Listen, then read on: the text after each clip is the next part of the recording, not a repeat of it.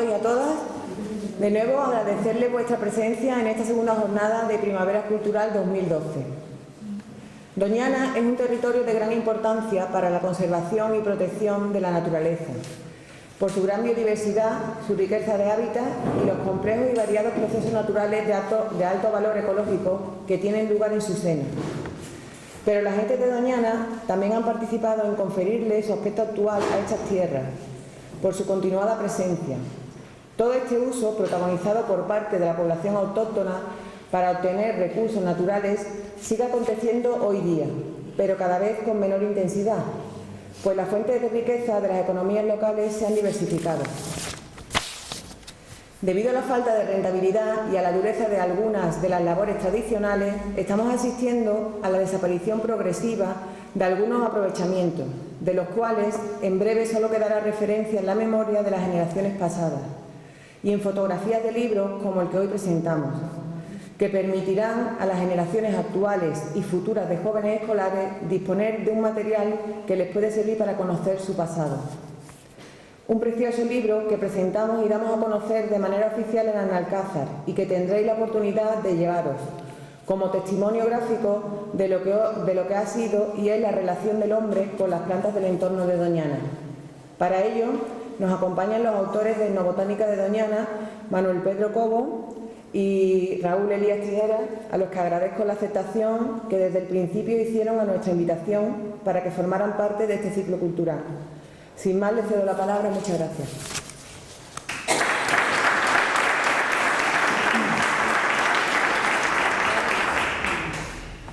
Primero, agradecer sus amables palabras y vuestra asistencia a este acto.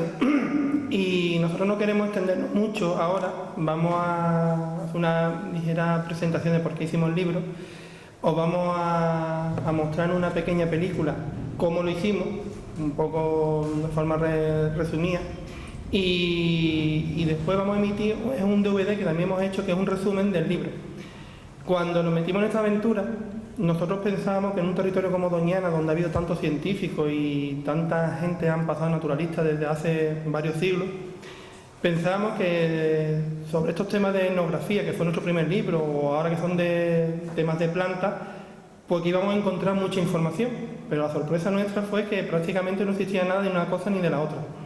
Nosotros en el anterior trabajo y en este hemos buscado que el principal protagonista en Doñana sea el hombre y la naturaleza que le sustenta y que le ayuda a poder vivir.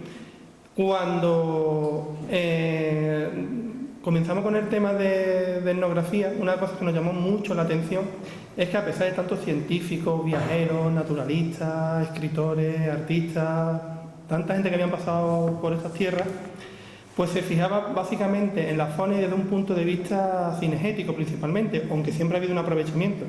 Y nosotros queríamos mostrar ese vínculo de la gente del territorio, de estos pueblos, con este espacio, que es este espacio, porque no es un espacio que está allí, sino un espacio que está aquí, porque esto forma parte de todo ese territorio. Y lo que buscábamos era mostrar ese vínculo, esa relación.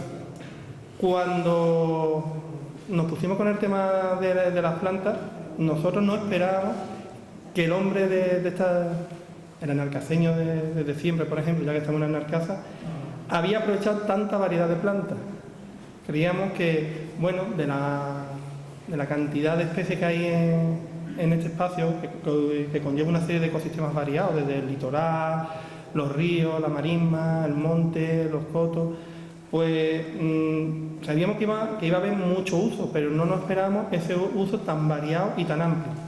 Entonces nosotros, cuando cojáis el libro, de una forma cercana vais a ver cómo la gente ha aprovechado distintas plantas para comer, para cobijarse, para hacerse la casa, para curarse, para trabajar, pero también hay una parte más mística, religiosa, como ha empleado las plantas para la fiesta, para divertirse, para hacer instrumentos musicales, la religión.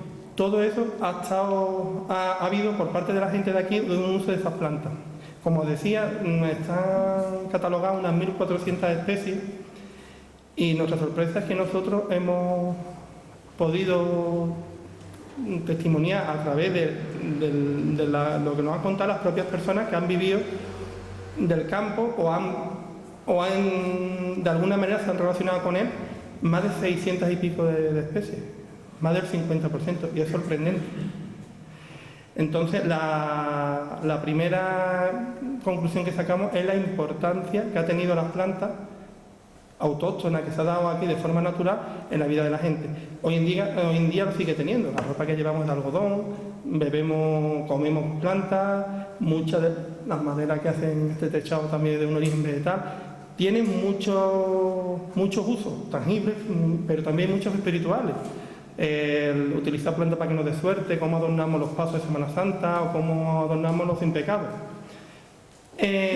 Otra de las cosas que nos ha llamado la atención es que la gente ha usado plantas cercanas, muy conocidas. No han utilizado plantas raras, de difícil localización, al contrario, todas las plantas, la mayoría, son muy corrientes y muy cercanas a donde la gente han habitado. Y ese ha sido uno de los problemas que hemos tenido, que precisamente por las nuevas técnicas que se utilizan hoy en día en agricultura y, en cierta manera, el cambio de forma de vivir ha hecho que muchas de estas plantas sean difíciles de encontrar. Un ejemplo, aunque os parezca que a nosotros para fotografiar la amapola nos costó mucho, que ha sido aquí a la entrada en Arcasa, pero la amapola, que es una especie muy corriente debido a los fertilizantes y sobre todo a los herbicidas que se utilizan en los campos de cultivo, nos costó la misma vida poderla fotografiar. Sorprendente, ya os digo, el uso. Es increíble cómo plantas que, por ejemplo, de forma silvestre, la gente, por su afición a consumirla, la plantaba, que era como el origen de la agricultura.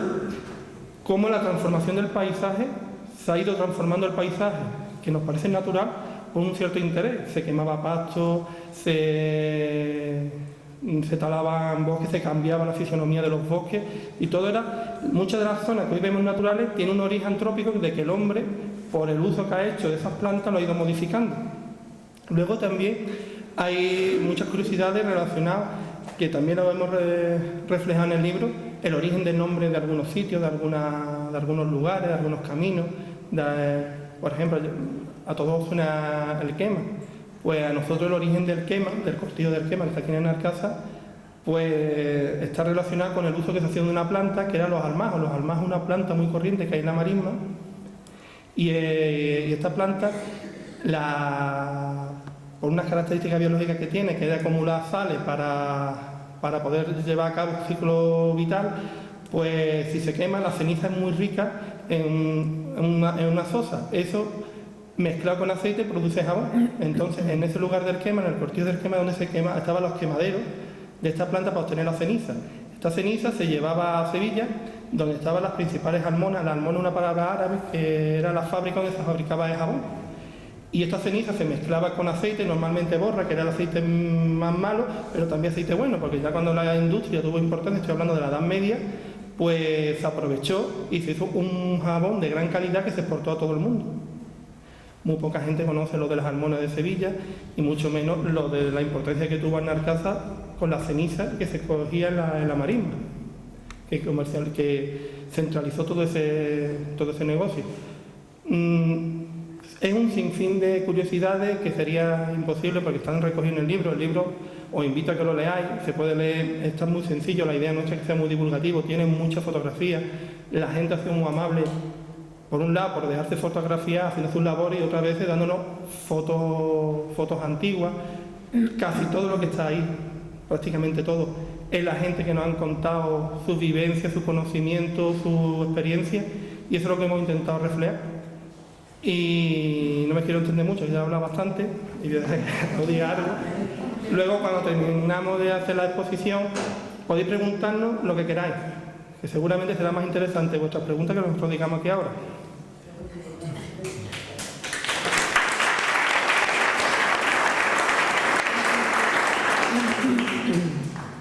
Me gusta que hable el primero porque ya lo dice todo.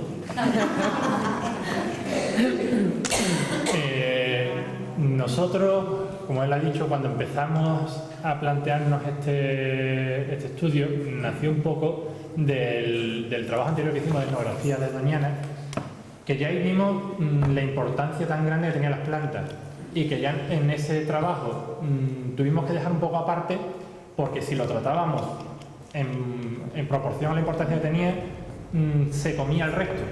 Entonces, para que el libro quedase equilibrado, pues teníamos que dejar la parte de las plantas un poco de lado, ¿no? Cuando nos pusimos a trabajar con el tema de las plantas para este nuevo proyecto, pues pensábamos, pues, hombre, Doñana, esto tiene que haber mucho estudiado. Pues ni mucho ni poco, nada. O sea, nos encontramos con cero. No había ni un solo estudio científico sobre el uso de las plantas, ni siquiera un mero catálogo de usos de nombres locales. Aquí todo el mundo te decía, no, yo sé un nombre pero que está mal, porque el nombre que está bien es el que hizo un señor de Valladolid. Pues el señor de Valladolid, ese nombre estará bien en Valladolid. El nombre de aquí está bien aquí. Y eso habían conseguido que calase. Doñana, la mayoría de científicos viene de fuera y bueno, pues viene con sus nombres. Y le dicen al de aquí que el nombre de aquí está mal. Pues no, mire usted, el nombre de aquí es el más rico y el más valioso, porque es el que se ha utilizado aquí siempre. Luego, bueno, pues dijimos, pues ya que no hay nada hecho, pues tendremos que investigarlo nosotros. Así que nos tuvimos que hacer un trabajo de investigación base de botánica que ha durado 2 años y medio, de entrevistar a todas estas personas que atesoraban ese conocimiento, con además una angustia de decir, vamos contra reloj. Hemos llegado 20 años tarde porque desgraciadamente muchas de estas personas ya están muy mayores y ya pues no se acuerdan de los usos, o desgraciadamente muchos han muerto, o directamente te dicen, es que yo eso ya no lo usaba, el que lo usaba era mi padre. Entonces, normalmente los informantes son personas de mucha edad y que teníamos pues ese apremio de decir, es importante rescatar esto antes de que se pierda. La metodología era establecer entrevistas, estas personas te decían una serie de plantas, una serie de usos, y tú ahora tenías que ir al campo, buscar esas plantas, llevárselas a este hombre, que te las confirmase y volver otra vez, identificarlas nosotros ahora cuál es la correspondencia científica de esa planta con ese nombre común. Y eso pues la verdad que es un trabajo importante. Sobre todo porque las plantas, uno piensa en las plantas como que es algo, está ahí, no corre, no es tan difícil como un lince, ¿no?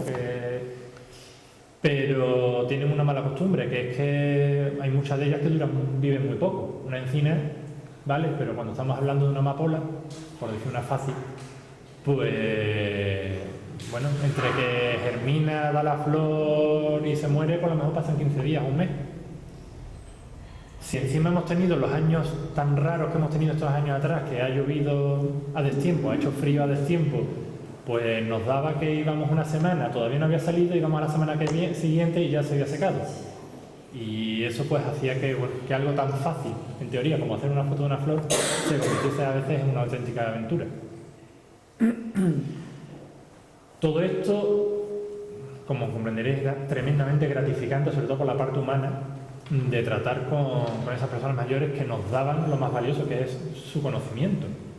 Y que además nosotros pues intentábamos devolverle pues ese reconocimiento, ¿no? Decir, bueno, oiga, eso que usted que nos está dando tiene mucho valor, un valor que siempre se le había negado.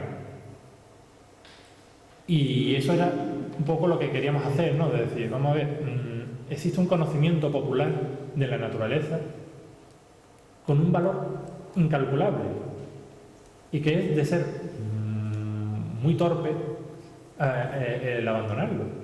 Como veréis, la propia leyenda del libro hace referencia a eso.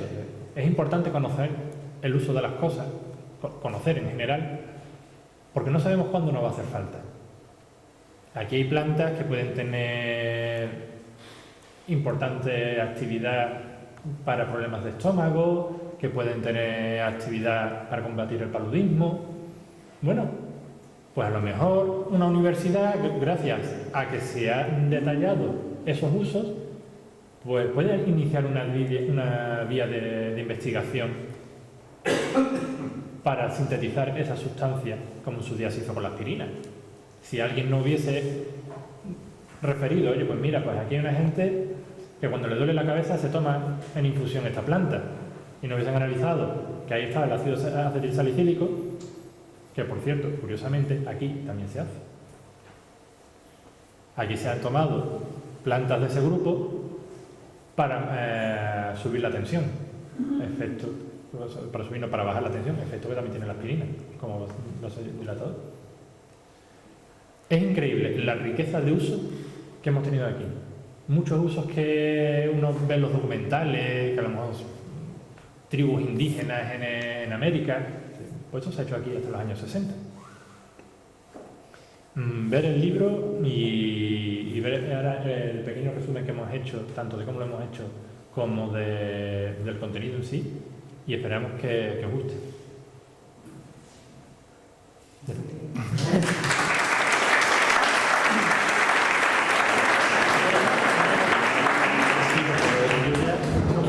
Esto es un pequeño...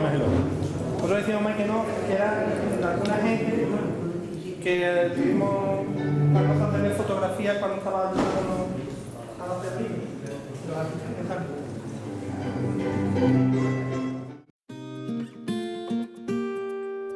Etnobotánica de Doñana.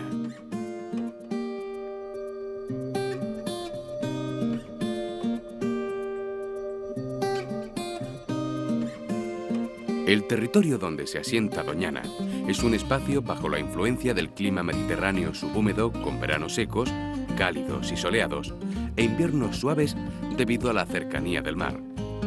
Los hitos de relieve más sobresalientes están en el litoral. Por un lado el médano del Asperillo y por otro el cordón de dunas móviles. La marisma, por el contrario, se caracteriza por su escasísimo relieve.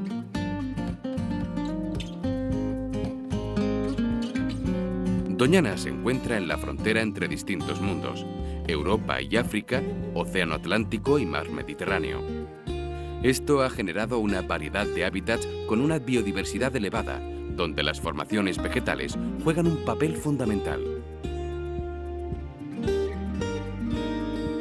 En este territorio, las plantas han aportado a sus gentes comida y bebida, así como los recursos necesarios para conservar o mantener los alimentos perecederos. El consumo de plantas o partes de estas de forma directa probablemente sea la manera más inmediata de obtener recursos en la naturaleza. Podemos distinguir dos grupos de alimentos. Por un lado, los frutos y por otro, las hojas frescas para consumir en ensalada, a los que se puede unir un tercer grupo, que se comía cuando el hambre apretaba.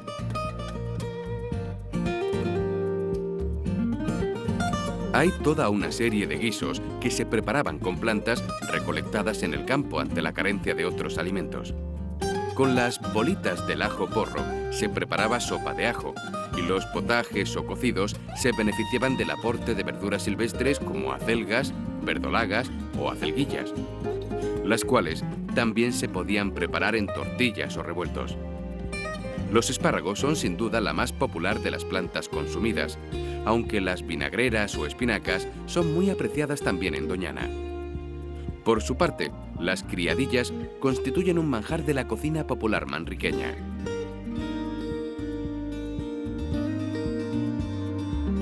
Las especias aparecen como una forma de diversificar la alimentación monótona y como un componente gastronómico-cultural diferenciador. Poseen sustancias que favorecen la conservación del alimento y realzan el olor, sabor y color. El condimento esencial en la comida de la zona es el aceite de oliva, encontrándose al mismo nivel de importancia el ajo, aunque también el tomillo es imprescindible en la cocina de Doñana.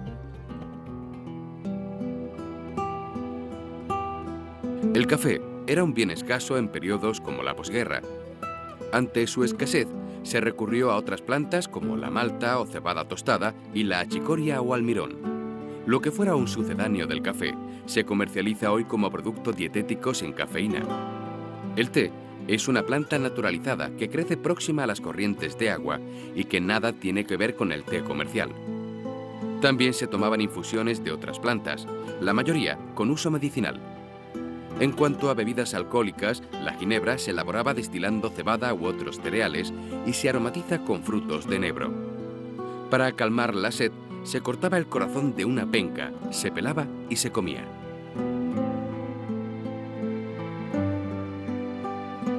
El hombre hasta hace poco levantaba sus refugios con los materiales que obtenía de su entorno cercano. En los parajes de Doñana se han utilizado como elementos constructivos maderas y pastos aparte del barro cocido. Las chozas de Doñana constituyen uno de los tipos de hogar más primitivos de cuantos existen en Andalucía. Al construirse con componentes vegetales, su integración con el paisaje es total y le da su aspecto característico.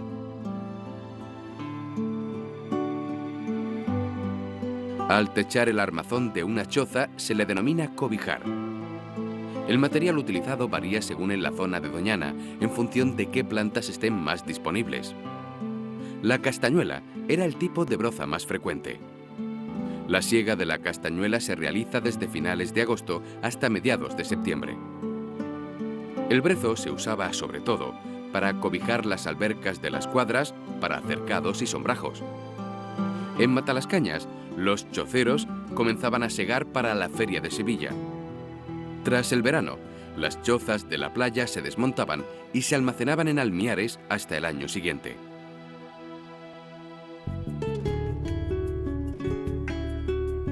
La choza de Doñana tiene planta rectangular y techo a dos aguas.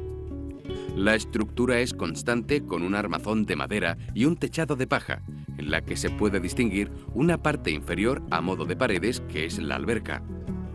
Las maderas utilizadas antiguamente para la estructura eran la de sabina y la de enebro. Hoy en día se han sustituido primero por el pino y después por el calisto. Las cuadras se diferencian de las chozas porque sus albercas son de mayor altura y van recubiertas de brezo. En la fabricación de los muebles se han utilizado materiales vegetales del entorno como maderas de pino, álamo negro, almendro, naranjo y limonero.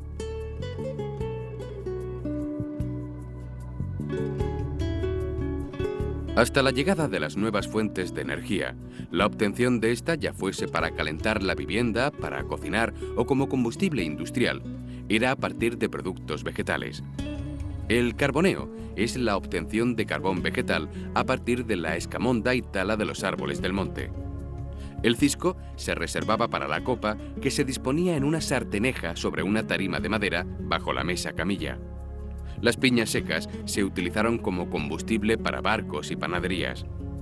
La chamiza o chasca se denomina los restos de la escamonda del pino que no sirve para carbón y se vendía para combustible de hornos de panaderías y ladrilleras. El horno de pan se alimentaba de haces de jaras, zaguarzos o paretas de olivos. Las plantas han sido durante mucho tiempo el único remedio que ha dispuesto el hombre para curar sus trastornos, males y dolencias. Muchos principios activos curativos que se extraen de estas plantas medicinales siguen siendo la materia prima de los fármacos. Por lo tanto, sigue siendo fundamental el conocimiento de las propiedades de las plantas, aunque siempre debe ser un médico quien determine cuál debe ser el tratamiento adecuado.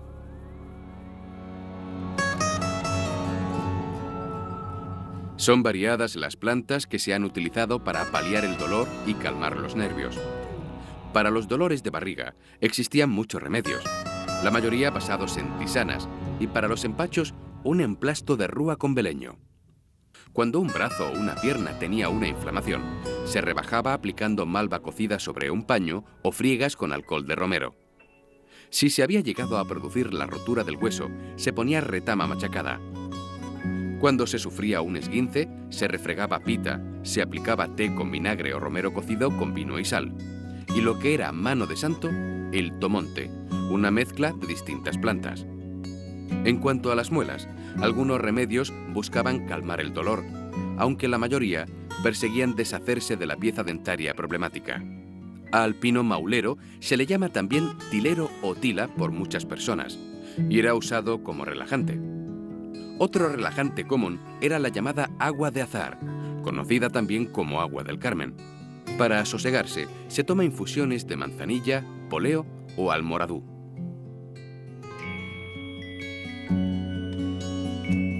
Se recurría a diversos remedios naturales para atajar las enfermedades más frecuentes. El paludismo o malaria fue endémico en la marisma del Guadalquivir y para su tratamiento jugó un papel fundamental la quinina, aunque antes se recurría a tratamientos basados en plantas amargas como la hiel de la tierra. Otra causa de mortalidad eran las diarreas causadas por el agua o alimentos contaminados. Para curarlas se recurría al apio. Para las lombrices intestinales de los niños se aplicaba aceite de oliva en el perineo y se le daba al niño hierbabuena cocida en ayunas. Hay varias plantas beneficiosas para el riñón, como la grama, la malva y la malva de hoja ancha cocidas que favorecen la orina, y la cola de caballo tomada en infusión como diurético. La malva se emplea como remedio para las infecciones de vagina y ovarios. También era muy utilizada para los resfriados y catarros, al igual que las infusiones de almoraú, romero o poleo, el agua de la cocción de los higos secos o hacer vapores con las hojas o las esencias del eucalipto blanco.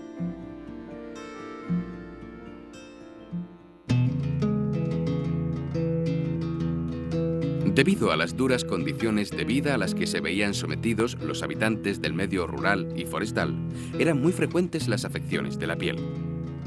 Para su remedio, se recurría a diferentes plantas.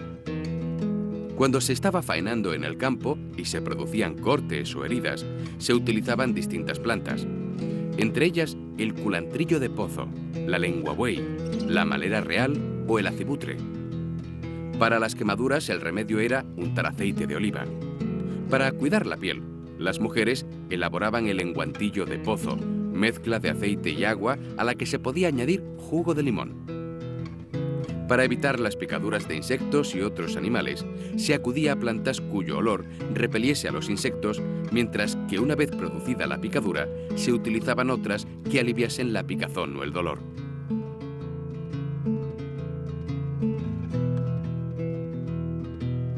Muchos de los oficios artesanales han sido absorbidos por la industrialización.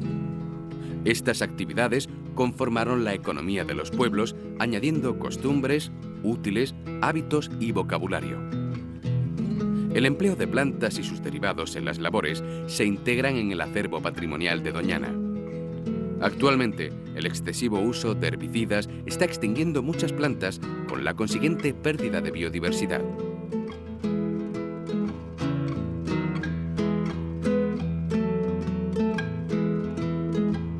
Antes de la aparición de los plásticos, los habitantes de Doñana recurrían a la madera y fibras vegetales para fabricar aquellos utensilios necesarios para sus labores. La madera de alcornoques y encinas se usaba para mangos de herramientas. La palma proporcionaba la materia prima para confeccionar numerosos útiles. Del alcornoque se obtiene el corcho, al que se ha dado diversas aplicaciones. Cuando se generaliza el tapón de corcho para la conservación del vino en botella, el alcornoque toma valor y comienza su explotación. Sin embargo, el descorche acorta la vida del alcornoque. La saca del corcho en la actualidad es una actividad marginal, dada la poca superficie que resta de alcornocal en Doñana. El Guadalquivir fue navegable desde la antigüedad, lo que conllevó la aparición de embarcaciones características de la zona, como la barca coriana, la canoa y el cajón o dornajo. Para moverse por las marismas cuando se inundaban, se recurría al dornajo. Los carros y las carretas fueron los principales medios de transporte de mercancías por tierra. Para la estructura se utilizaban maderas ligeras como el álamo, fresno o calisto, y para las ruedas encina o alcornoque. Hasta la aparición de los materiales plásticos, el almacenamiento y transporte de líquidos y alimentos se realizaba en toneles. Las maderas más utilizadas fueron alcornoques, álamos negros, álamos, fresnos y zaos para los barriles de atún, las barricas de sardinas o los bocolles de vino y aceitunas. Para los toneles de vino se prefería el roble o el castaño, que eran aportados de otras zonas. Los álamos, fresnos y mimbres sirvieron para abastecer las industrias de Sevilla y Sanlúcar de Barrameda de carpinteros y toneleros.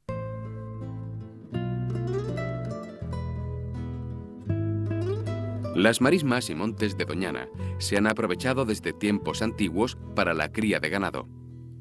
Tanto sus habitantes como los que venían con su ganado en busca de los pastos comunales encontraban en estas tierras tanto el sustento de las reses como las plantas utilizadas para curarlas. En general, las plantas más apreciadas eran el canutillo, la cerraja, el chimirigatito, la lechuguilla, el vinagrillo, la hierba punta y el pan y quesito. Aunque al llegar a la marisma el pasto cambia, apareciendo el cordoncillo, la pimentilla de pato y el garranchuelo. Entre las plantas medicinales, la de mayor uso era la torbisca, que servía para ayudar a echar las pares tras el parto. También eran frecuentes en los animales las mataduras, heridas e hinchazones para los que se recurría a la távira, el azuzón o la rúa. La apicultura consiste en la cría de abejas para la obtención de miel, jalea real, polen y cera. Para ello se utilizaban colmenas hechas con corcho que se reunían en corrales.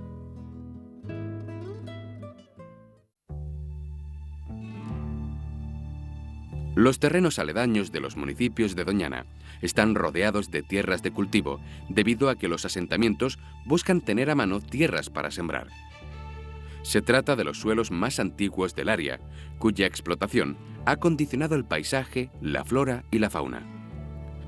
En el entorno de Doñana se ha cultivado desde siempre lo que se denomina la triada mediterránea, la vid, los cereales y el olivo, que ha dado 3 productos básicos como son el vino, el pan y el aceite de oliva. Las vegas de los ríos y arroyos se destinan a la horticultura, al tratarse de suelos bastante fértiles. Cuando se plantaban frutas y verduras, se le llamaba huertos. Si son sandías y melones, matos. Gran parte de la transformación de la marisma fue para destinarla al cultivo, principalmente del arroz.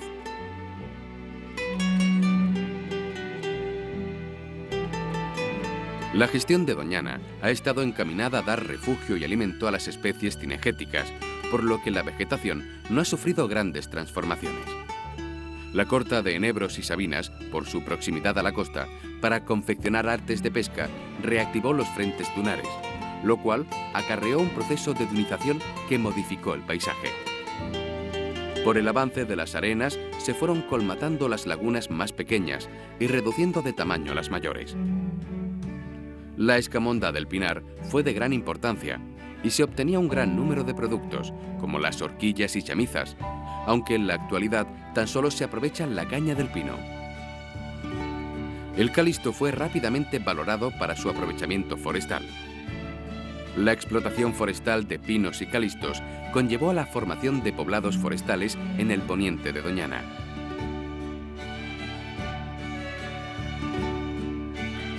La actividad cinegética siempre ha sido uno de los principales usos del territorio en Doñana, dando lugar a manejos de la vegetación que favoreciesen la abundancia de piezas de caza. Por ejemplo, se dejaba en el campo los piñones para alimento de los cochinos jabalíes y se prohibió la tala de encinas y alcornoques, las quemas y el acceso del ganado durante diferentes épocas. Incluso se favoreció las manchas de carrizo sinea para atraer a los tordos y con ello vender su caza. La pesca ha tenido una gran presencia tanto en el mar, la marisma, el Guadalquivir o los demás cursos fluviales. También para su práctica se ha recurrido a diversidad de recursos vegetales.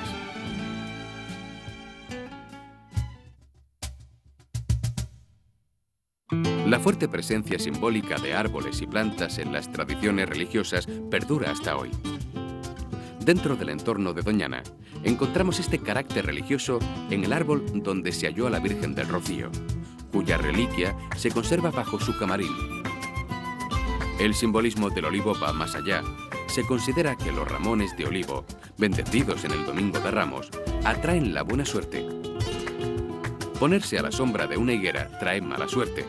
Tener una maceta de flor del dinero lustrosa en la casa trae fortuna. O llevar una bola de ciprese en el bolsillo quita el dolor de muelas. Por su parte, una ramita de zaguarzo en flor puesto en la oreja servía para curar el dolor de estómago. Y llevar una bolsita con hierba milagrosa pegada al pecho elimina.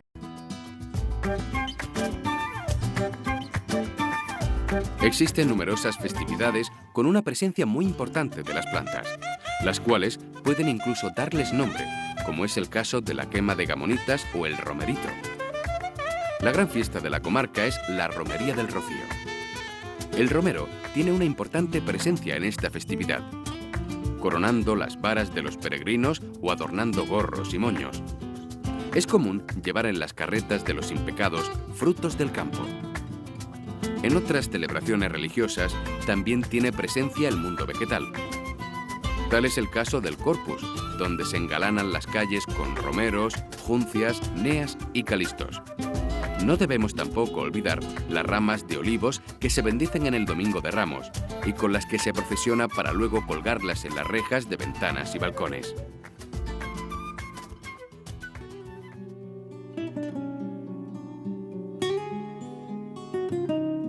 Las gentes en el campo, para orientarse, buscaban cualquier accidente del terreno o formación vegetal como referencia. Por ello, árboles, manchas y matas recibían nombres que los identificaban. Uno de los hitos vegetales más famosos son las pajareras, alcornoques en la vera de la marisma que albergan colonias de cría de cigüeñas, espátulas y garzas. A veces el reconocimiento del hito venía por una particularidad morfológica o porque bajo su sombra sucedió un acontecimiento importante. Los topónimos son los nombres propios de un lugar y pueden ser una fuente de datos de gran interés.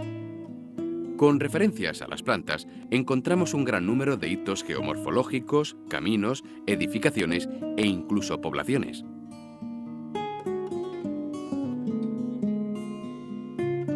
En una época en la que los juguetes solo estaban al alcance de pocos, los niños usaban los recursos que encontraban a su alrededor. Los palos en sí mismos eran un gran juguete para ellos. Algunos juegos se han perdido, pero otros han perdurado, como el deshojar la margarita para saber si el amor es correspondido. Un antiguo juego de chavales consistía en echarse unas gotas de la leche de la rabiacana en el glande, provocando su inflamación. La carencia de chucherías hacía que los niños se comiesen toda variedad de frutos, tallos y flores.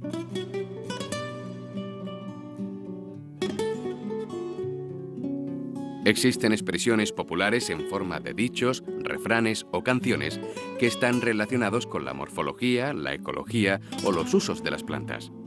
Ejemplos de estos son de higos a brevas, que se emplea cuando un acontecimiento ocurre de vez en cuando, Juan Breva y María Higo, para señalar una persona de carácter tranquilo y despistado, o estar criando malvas, para indicar que alguien ha fallecido.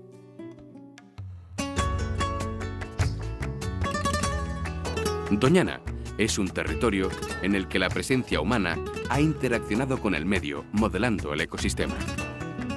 A partir del estudio de las plantas, se comprueba cómo las fronteras administrativas se desdibujan. De esta forma, nos encontramos que su identidad yace en las profundas interrelaciones establecidas sobre su territorio por gentes provenientes de los pueblos cercanos. En cuanto a las plantas, son comunes y fácilmente localizables. Especies con amplia distribución muy abundantes en sus hábitats. Sin embargo, el cambio en las prácticas agrícolas está haciendo que estas plantas, antes comunes, escaseen. La mayoría de los empleos recogidos en esta obra son recuerdos del pasado, perviviendo en el presente tan solo algunos ejemplos. Sin embargo, algunos de estos usos abandonados son susceptibles de ser rescatados. De esta manera, se fortalecería el imprescindible vínculo emocional de la población con Doñana.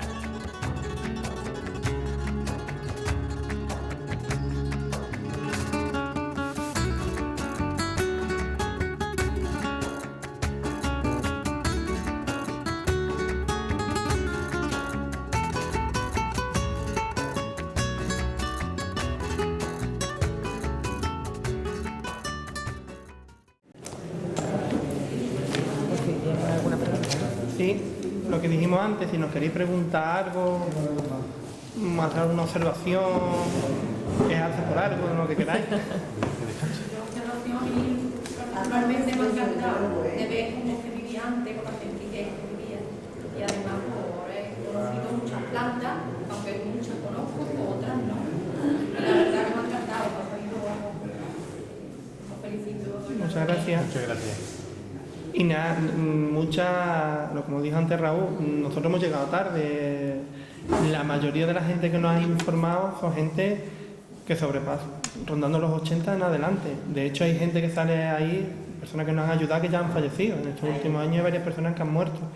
Luego, en el libro se lo vais a ver, hemos intentado de todos los pueblos, nosotros hemos cogido lo que es lo que siempre le hemos llamado el coto de Doña Ana, que es el parque nacional, pero también hemos metido el parque natural y los pueblos del entorno, es decir, la gente de Alnarcaza, de Villamanrique, de la isla, de Coria, porque el Coria con el río Guadalquivir está muy vinculado siempre a ese espacio, la gente de San Lucas, Almonte, Hinojo y el Rocío, y también hemos intentado recopilar parte de la parte más occidental, que es más pegada a Huelva. Lo que pasa es que siempre está muy despoblado, allí aunque son de los términos de Lucena, Mogué, pero en verdad ha sido gente que ha ido ya a trabajar normalmente de estos pueblos, gente de por aquí, cuando lo deforestaron para ponerlo en aprovechamiento de pinares y eucaliptales, era gente de Almonte, o de Villamanrique, o de Pila, o de Hinojo, de Alcázar, era gente de aquí, que siempre está muy vinculada a todo este territorio. Luego hemos recopilado, a lo mejor en el libro pone, lo que sería en el DVD, en el vídeo, un nombre de una planta, pero sí hemos recopilado todo, porque la misma planta, a lo mejor en Alcázar se dice de una manera, en Villamanrique de otra, en el Rocío de otra. Lo que decía antes, muchos de estos ya estaban muy perdidos. La guerra, el tema de la guerra y el hambre, hizo que muchos de esos usos que se estaba perdiendo, como la necesidad obliga, pues se mantuvo el tema de consumir plantas tanto para alimentarse como para curarse, plantas antiguas. Y luego usos que se han perdido, que durante, como hemos comentado antes, de los almajos, pero hay otras muchas plantas que tuvo mucha importancia. Por ejemplo, se utilizaba la carrasca, la carrasca es una especie de encina, y antiguamente se cultivaba en ella, o se utilizaba para unos tipos de bichitos para utilizar tinte, que era un tinte, se sacaba un tinte rojo. La grana, de ahí viene porque cuando llevaba alguien rojo llevaba algo grana del tinte que se sacaba de la carrasca, se ha perdido por completo. Y nada, lo que hemos intentado es recopilar, partiendo de que es un territorio muy amplio, y hemos intentado de todo eso, intentarlo plasmarlo, que tenga un poco de sentido. Está vivo, el libro está vivo porque todavía hay gente que nos puede decir, pues mi pueblo se dice este dicho, o esta planta la llamamos de esta manera. Nos sigue saliendo plantas que no están recogidas en el libro.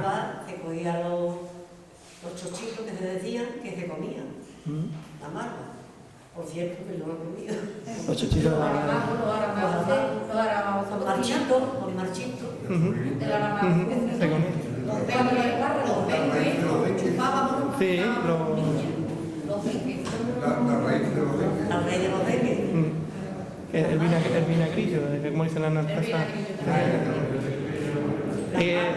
Las marvas que ya no existen, yo quiero saber. Muchas de estas plantas, curiosamente, claro, el ganado le ha pegado una cosa curiosa.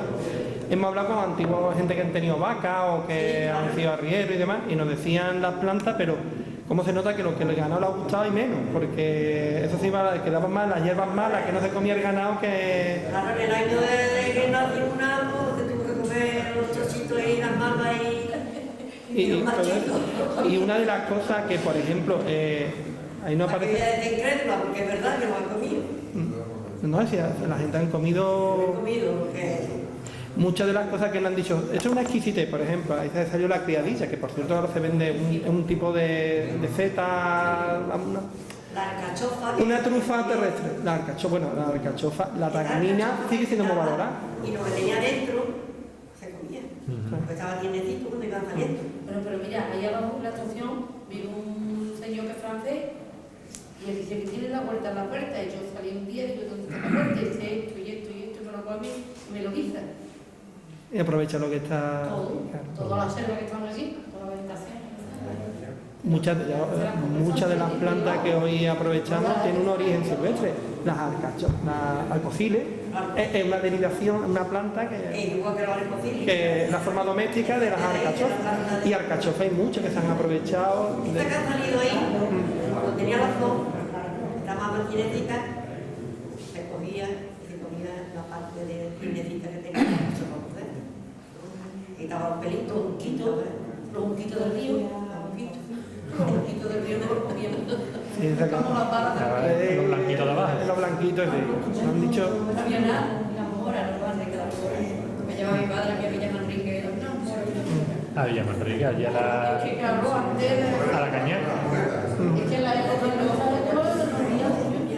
no había hace tanto como de los Ya hoy en día, por ejemplo, otra de las cosas que recogemos, los trabajos, nosotros cuando hicimos las fotos para, por ejemplo, para el carboneo, para el cisco, yo en mi casa hasta hace bien poco he utilizado copa de carbón, pero cuando tú ves a una persona haciendo un boliche, el trabajo que lleva, comprende que hoy en día no es factible. Un gitano en el anterior libro nos hizo una canasta, porque ellos era un gitano canastero, era de Villa Manrique, y hacía un montón de canastas cuando la gente iba para la playa para vender a las canastistas para que compraran uvas o para llevarse lo que fuera, la fruta a la No playa. había bolsa de plástico y tú la uva ¿dónde te la tenías que llevar? En una canasta. Tú veías al hombre el tiempo que tardó en hacer la canasta y los cortes que se daba, y él lo decía, dice, ahora vas al chino, al moro, y por 2 euros te traen un montón de setos. ya las hacen las gitanas. Pero ya en verdad no está pagado el trabajo que lleva con el esfuerzo que lleva. Y eso hay que comprenderlo. Pero de todas formas, una de las cosas que sí, ahí sale una gente que son de Hinojo, antes eran de Villa Manrique, que hacen chozas, cobijas. Pues en temas de pachalé, para la playa, pues esta gente están viviendo. O sea, que también una oportunidad, hay algunos de estos oficios que tienen todavía oportunidad, y más ahora que hay que diversificar y hay que buscarse la habichuela por otro lado. además que viene muy fresquito, muy choza. La choza Muy fresquito, muy bien. era una de las cosas que hemos llegado nosotros a la conclusión, que la choza no es una vivienda marginal de gente pobre, era el material más fácil en muchas zonas era ese material vegetal. Y entonces aprovechaba ese material vegetal, que era, pues ya te digo, si eran por aquí las castañuelas, en la playa del Barrón, en otros sitios las márcigas, se han utilizado muchas plantas, pero la casa estaba protegida del frío y del calor, estaba limpia. Nos lo demostraron, es imposible meterle fuego, cuando está tan apretujados los haces, con lo que montan es imposible meterle fuego. Lo que pasa es que ya cuando la gente tuviera más poder adquisitivo se podía permitir el lujo de, bueno, pues las paredes los hago de barro, y con el tiempo pues los tejados los hago de teja. Pero que chozas, casas con chozas, hasta en los 70 y 80 lo ha habido en estos pueblos. Había En el Rocío todavía hay. en el Rocío, pero que en la isla, en Villa Manrique, en Vila, nos comentaron que aquí en Alcázar también había chozas y en los Pinares. Ellos fueron han sido una de las gente que han permanecido, yo creo que son tus hijos, que han permanecido con Yo este viste tema. a dormir a los coches de camisa. Los coches de camisa. Eso lo tenemos. En la borra, en la borra. Tiene una pregunta. Sí. En primer lugar, agradecer el trabajo que he hecho, que es un trabajo que ha adaptado por esfuerzo. Muchas horas. Hombre, todo no va a venir obligado ahí porque es imposible, ¿no? Pero vamos, creo que falta un poco de cosas. Tenéis decir la fuerza que tenéis una amapola mía. Y dejando corriendo al lado. Quería decir también, viendo el vídeo, pues muchas plantas, pero yo, que siempre en el campo, como saben mucho aquí, trabajo en el campo, me he fijado en el lirio blanco. No sé si es que no o en el libro, o es que no habéis llegado a fotografiarlo. No sé si lo conoceréis normalmente. El lirio se conoce, el lila. Pero que es un lirio. Pero el blanco no es muy habitual de encontrarlo. Y aquí los pinares lo hay. ¿Lo habéis visto ahí? Le pregunto que si lo conocéis o lo tenéis fotografiado, viene en el libro. Conocerlo lo conocemos. La otra pregunta, perdona, es la marronera, después de lo aborrecible que sé que es, que comiendo del segundo contexto, pues yo me como con otro tercero cantando por el campo solo, lo tendrá. Aparte de eso, si tiene otras cosas que... Genial, vamos.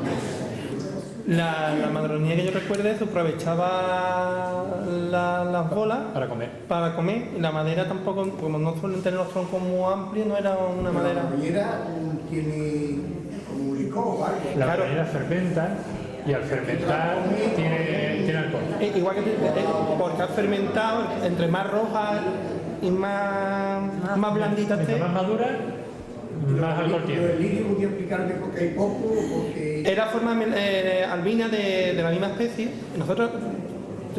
Hay un poco, por lo menos. Claro, porque es como encontrar un albino entre las plantas. Nosotros teníamos un problema y tuvimos que vencer un prejuicio que teníamos cuando empezamos. Nosotros somos biólogos. Y las plantas raras, que nos llamaban a nosotros la atención, eran especies porque eran raras, porque son escasas. Y cuando, por ejemplo, vemos 20 lirios morados y vemos uno blanco y nos vamos al blanco, del puño está raro. Pero lo que nosotros teníamos que vencer, que era lo que la gente usaba, el conocimiento de la gente. Por ejemplo, recuerdo que fuimos al campo con un hombre y nos dijo de un árbol, esto es un álamo negro. Y nosotros nos miramos, me equivocamos. Pero cuando ya varios hombres nos decían a lo que por ahí le dicen el olmo, aquí es el álamo negro. Se le llama el nombre que aquí se le da. Y nosotros íbamos álamo negro. con el prejuicio de que era el olmo, pero cuando, coño, pues esta gente sabe muy bien cuál es el álamo, lo distinguía perfectamente. Entonces hemos tenido que vencer muchos de esos prejuicios. Con las plantas rarísimas, que nosotros decíamos, y esta es una cebolla.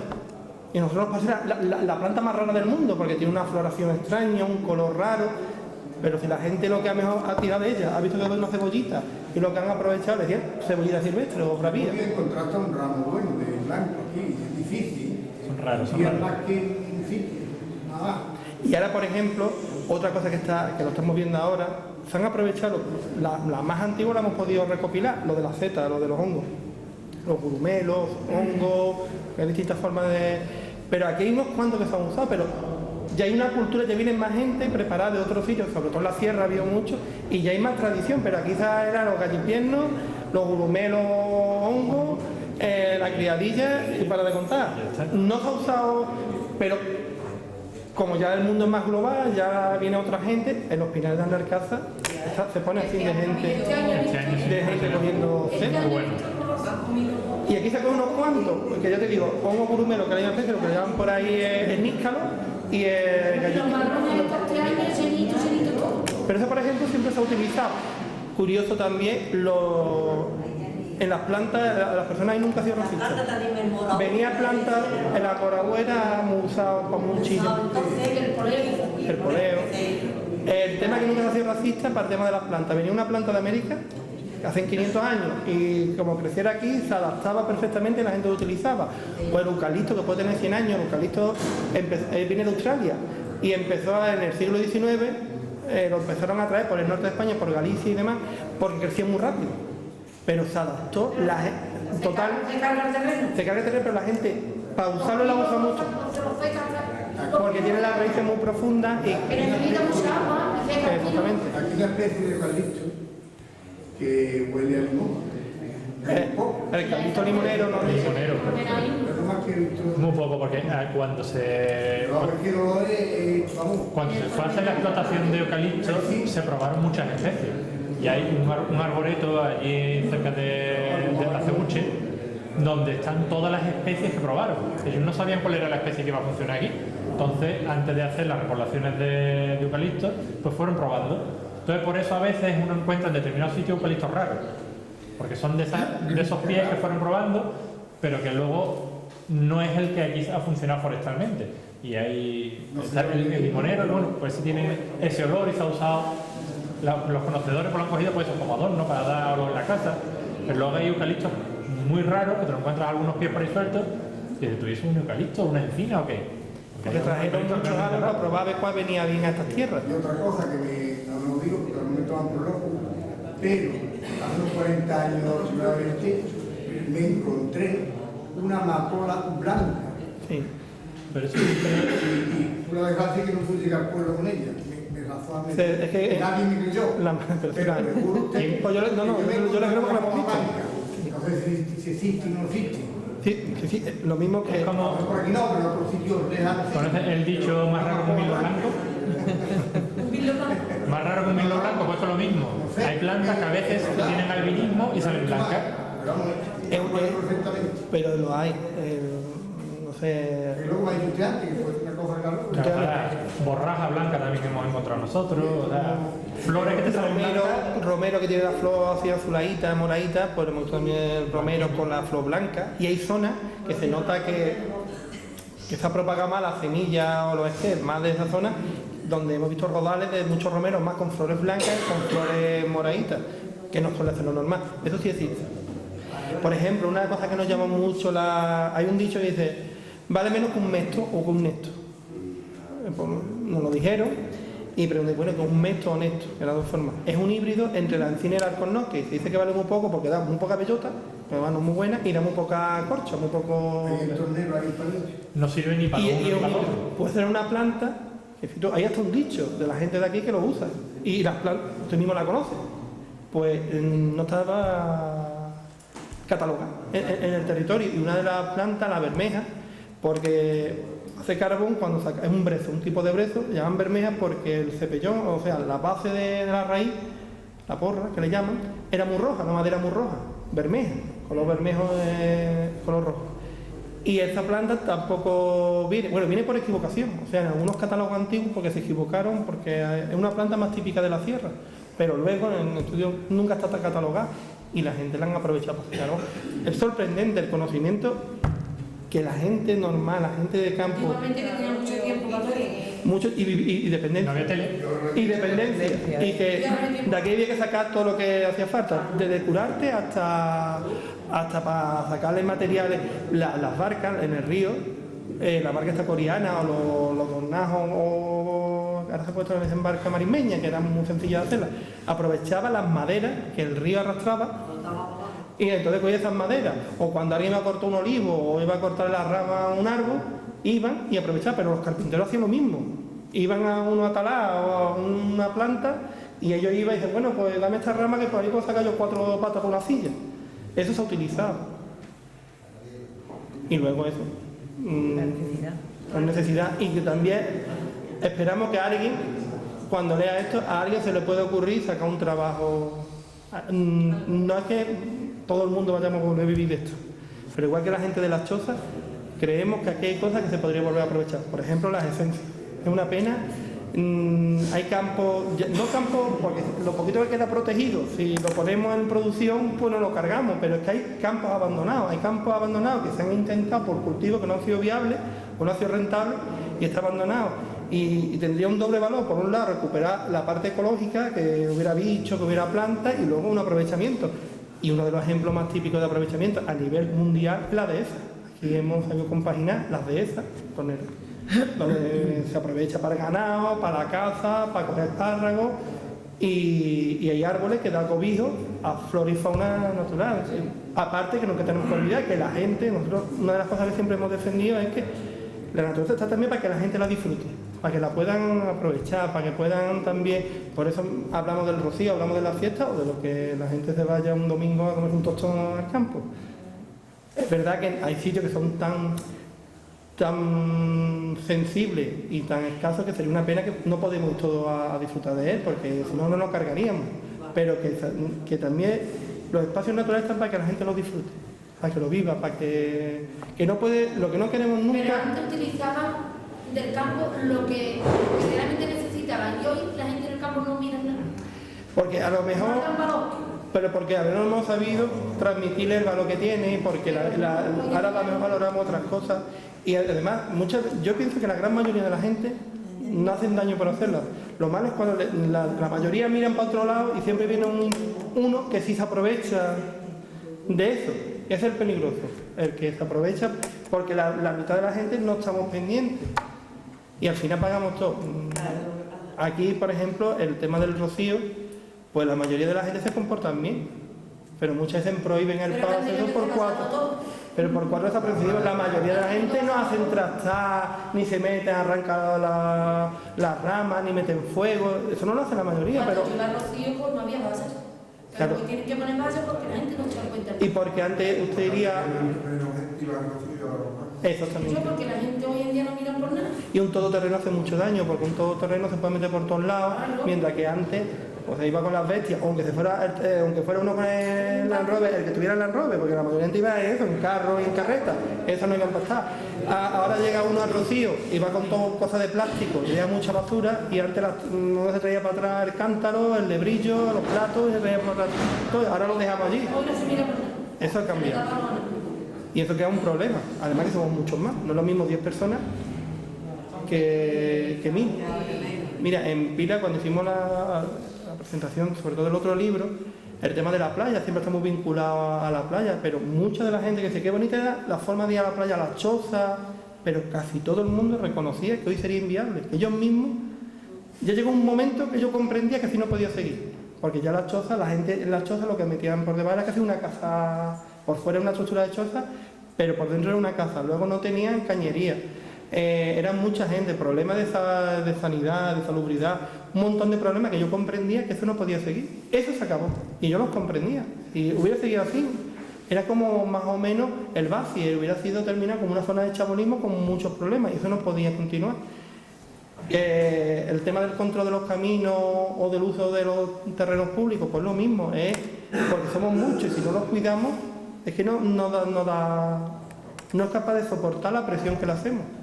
Y ese es el motivo que muchas veces, y nos resulta antipático, decir, ¿yo por qué no me comete aquí si yo toda mi vida he pasado por este camino, yo toda mi vida?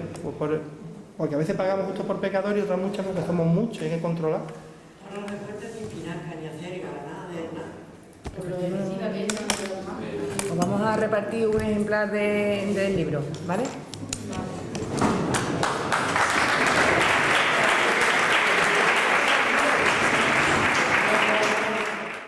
Vale, muy buenas noches. Nos encontramos en el Salón Cultural del Arquillo, donde en el día de hoy se ha celebrado, como ustedes han visto anteriormente, a esta pequeña entrevista con los autores de esta obra botánica que se ha expuesto en el día de hoy.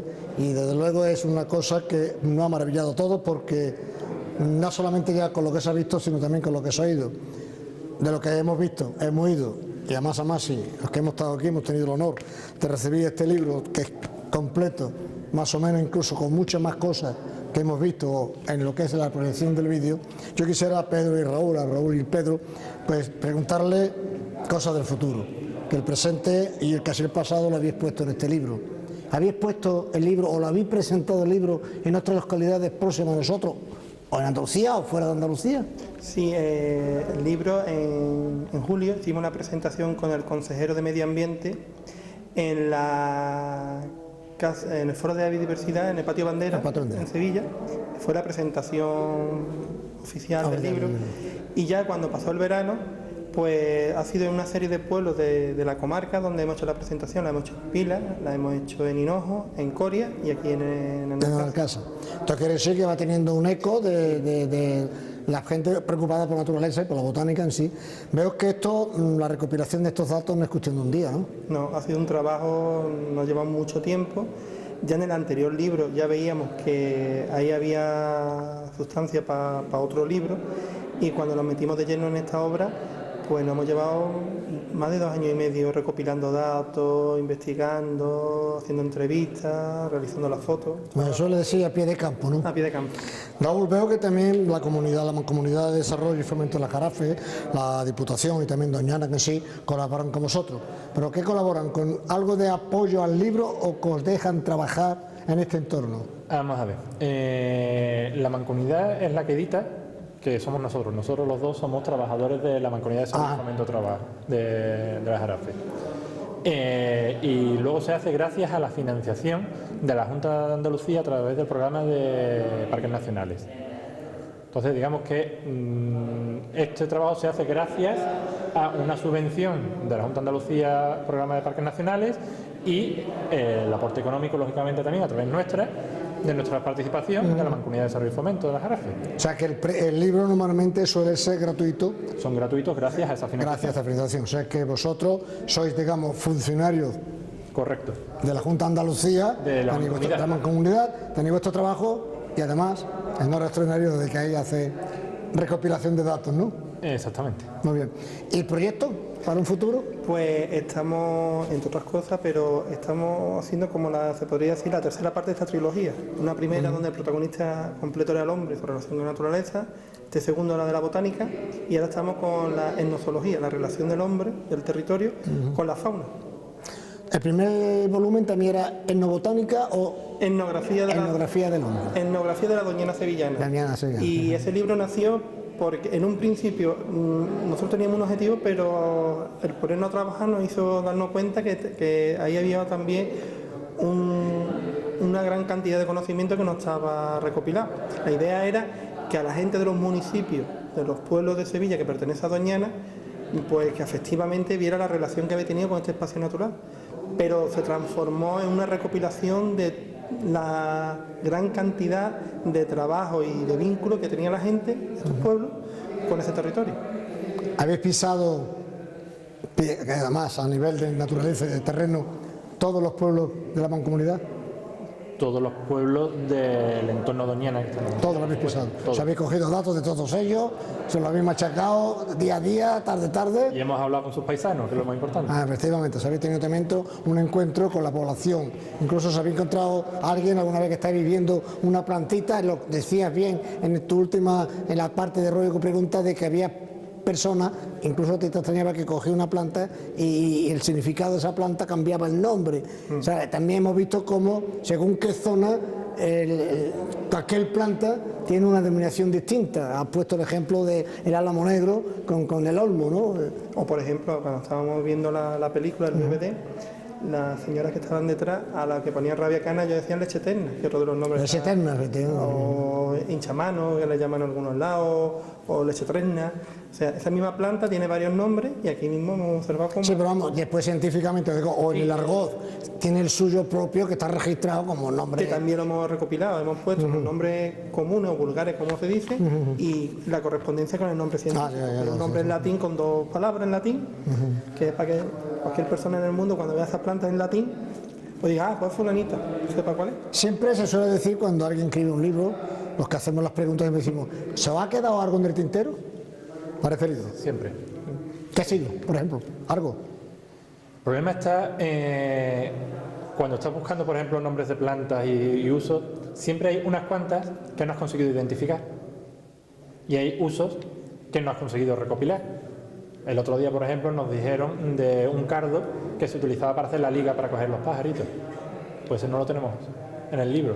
El problema está que uno siempre tiene que poner un límite, sobre todo cuando trabajamos con subvenciones que tienes un plazo de entrega.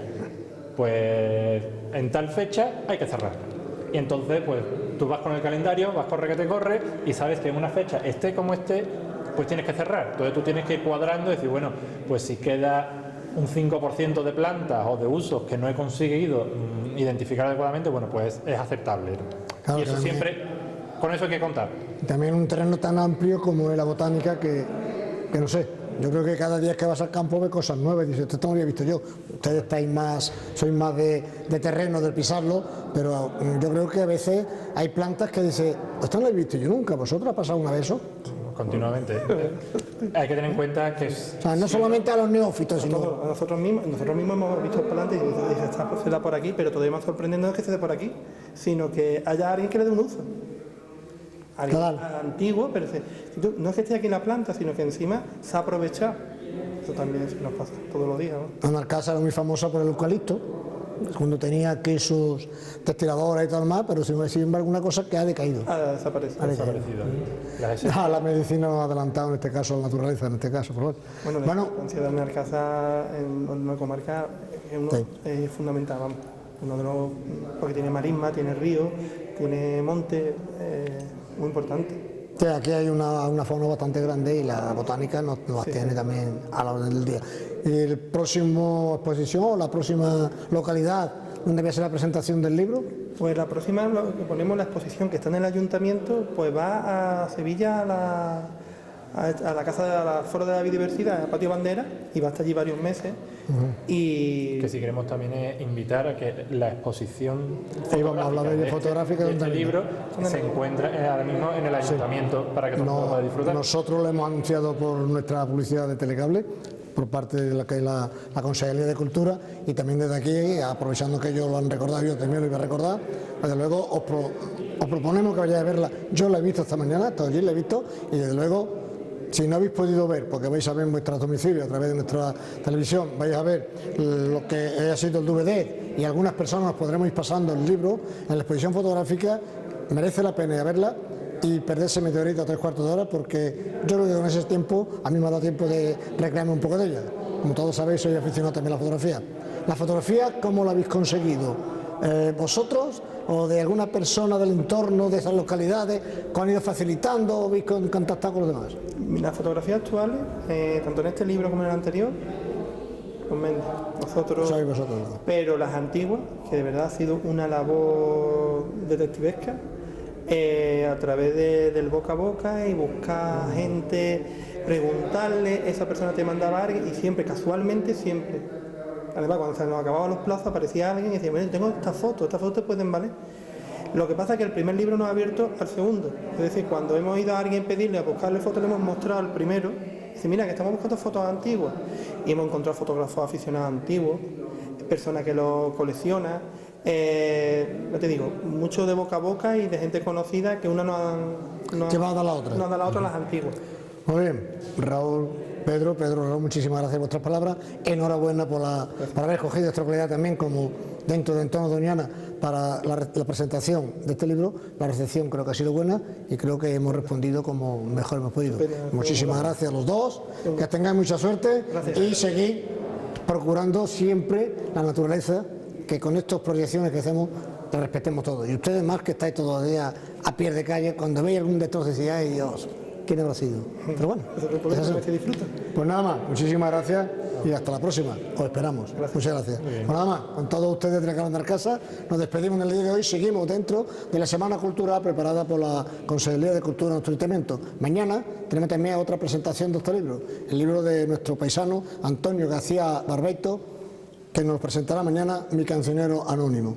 Perdón, Mi cancionero íntimo. Muchísimas gracias y hasta mañana.